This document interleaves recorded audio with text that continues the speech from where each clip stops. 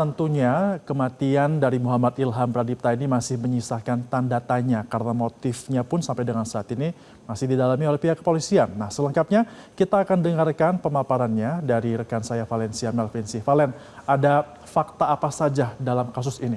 Ya, Febrian, pemirsa, kita lihat pemirsa, pada saat ini sudah banyak temuan-temuan baru, sudah ada tersangka yang ditangkap dalam kasus ini karena ada satu korban jiwa yang jatuh dalam pembunuhan dan juga penculikan yang dilakukan oleh 15 orang tersangka. Kita lihat pemirsa.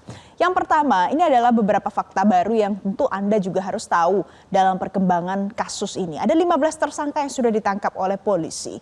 Jadi 7 tersangka saat ini belum diungkap siapa saja dan apa perannya.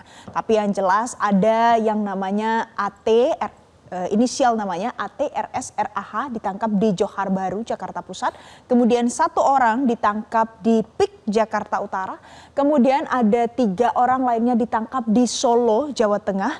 Dan juga ada 1 yang ditangkap di bandara di NTT. Semuanya ini punya tugas yang dilakukan berbeda-beda masing-masingnya. Dan ini kita akan lihat ada macam-macam penugasan mereka yang melakukan tindakan penculikan dan pembunuhan terhadap kepala cabang bank pemerintah ini. Ini semuanya terbagi ke dalam 4 klaster. Yang pertama, ada yang disebut sebagai aktor intelektual dari 15 orang tersangka yang sudah ditetapkan dan ditangkap oleh pihak kepolisian.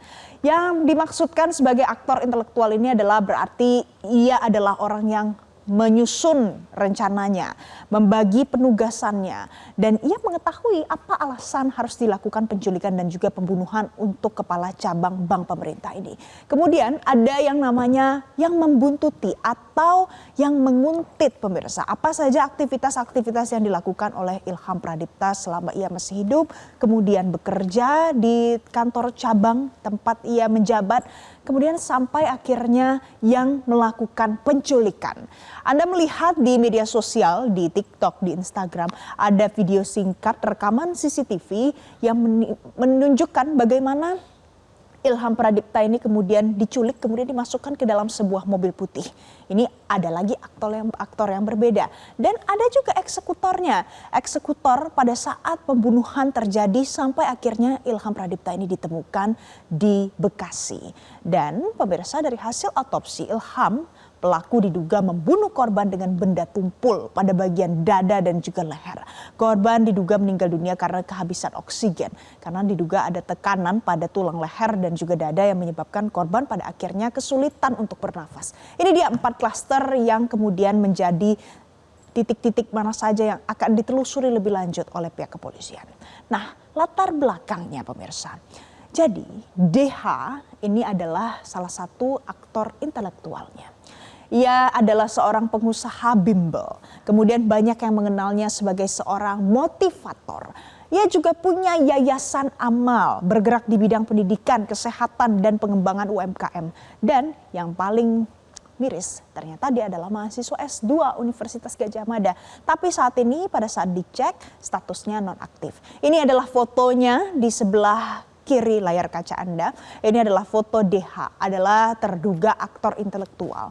Ya, ini sudah disampaikan oleh pihak kepolisian apa potensinya, bahkan sampai disebut sebagai terduga aktor intelektual.